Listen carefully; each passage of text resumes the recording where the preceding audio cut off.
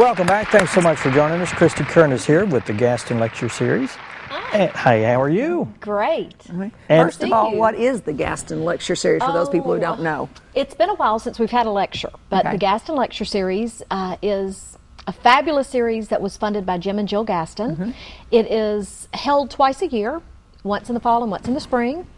Typically, we have speakers with diverse topics, but generally they're very intellectual and stimulating. And we're excited. They're always free and open to the public, and we just always have a good crowd. But we're just really excited to have another one here on the books coming up real soon. Are there certain topics that that they're familiar for all the lectures, or they're are they just very diverse? Very diverse, and I think we've had probably 21 or 22 speakers through the years, and we've had just wonderful speakers. Last couple that we've had Skip Rutherford with the Clinton Institute. We had Dina Burnett, whose husband was killed in the 9/11 tragedy.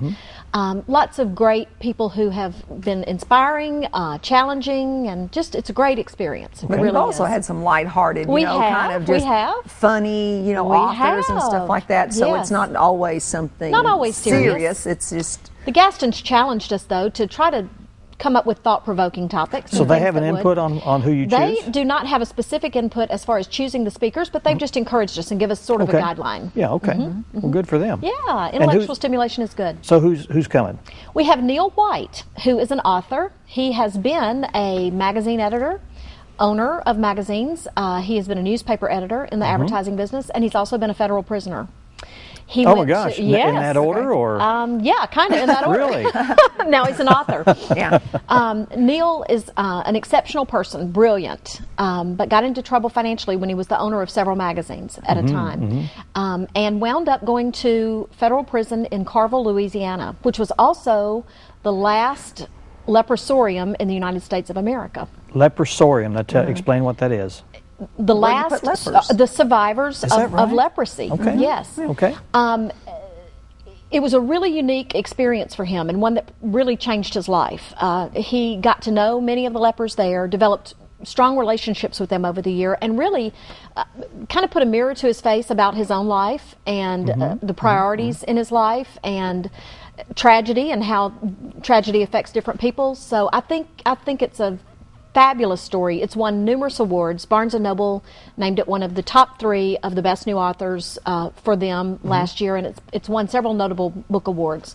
And we're just very fortunate that he's going to be able to come, and he will bring pictures of some of the lepers that he met and has relationships with to this day. Now, what's the name of the book he's written? In the Sanctuary of Outcasts. Okay, so it's a bestseller then, I'm assuming. I don't know if it's been on the bestseller list or not, but it's a very notable book, and it critically has received high marks. High marks. So he'll discuss the book and he will discuss the book, his experiences. He's very honest and open, has a wonderful sense of humor about his tragedy in life and how he lost his family, he lost everything he had financially, but meeting these lepers and learning their experiences and their tragedy turned his life around. Yeah. So he's written about it, and portions of the book benefit a foundation to help lepers.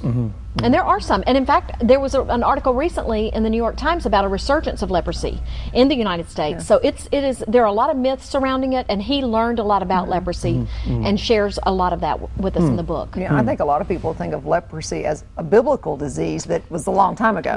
Kind of thing. But no, it's still a scourge in the world. Now, when is this going to be? And is it going to be held at the new Shed Center? It will be in the new Veda Shed Center. And we want a good crowd because, we typically have it in the Gaston lobby. But we will have this in the new Veda Shed building, and we can seat 800 people. I've gotten calls, and people have said, do I need to make a reservation? I don't want to miss this.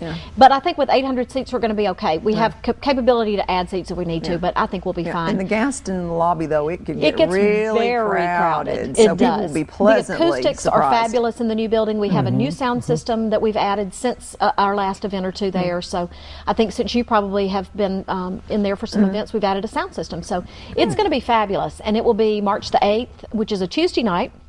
And it starts at 7 p.m. And he will stick around. It is free, totally. He will stick around if people have questions. He'll sign books. Our bookstore on campus is working with us to provide books if people want to buy them that night. Oh, good. So, yeah, and he has a new book, a new coffee table book about famous Mississippians. So I'm sure there's lots he could tell you. He is now teaching memoir writing in Oxford, Mississippi. He's married to a law professor at the University of Mississippi Law School, and so he's very active in the publishing world and loves to teach others how to write if they have a story to tell.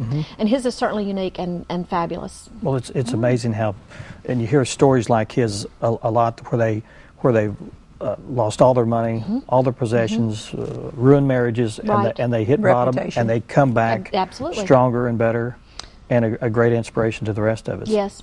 Well, his is a very inspirational story. Besides being a good read, it's a really inspirational story, and he's an inspirational person. So we would love to have a big crowd, and it's going to be wonderful. That's March 8th. Now, do you have any more throughout the year? We have so much going on at ASU. We have tons of things going on.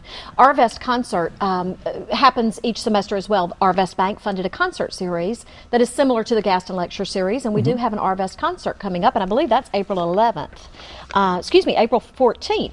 It is going to be also in the new building and will feature a fabulous performer who's been here recently. If you were at the Veda Shed Community Development Center grand opening, we had a pianist from Fayetteville who performed for us. His name was Jonathan Story.